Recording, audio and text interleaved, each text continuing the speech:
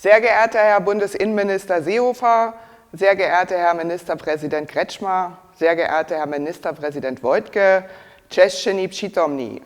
Das heute unterzeichnete 4. Finanzierungsabkommen der Stiftung für das sorbische Volk bedeutet im Jahr des 30-jährigen Bestehens unserer Stiftung ein positives Bekenntnis und ein klares Signal für uns Lausitzer Sorben.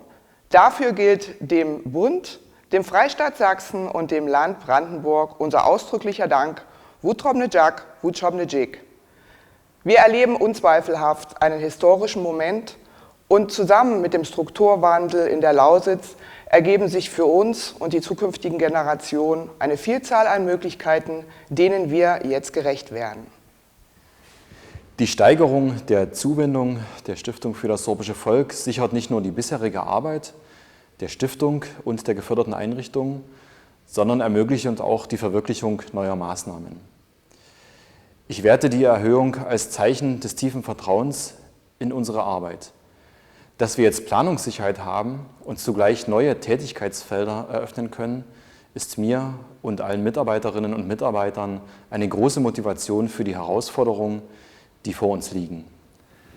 Die Erhöhung der Zuwendung zur Stiftung für das sorbische Volk ist dem unermüdlichen Einsatz der Vertreter der Bundesregierung, den Mitgliedern des Deutschen Bundestages, dem Freistaat Sachsen und dem Land Brandenburg sowie den Mitgliedern des Parlamentarischen Beirates zu verdanken.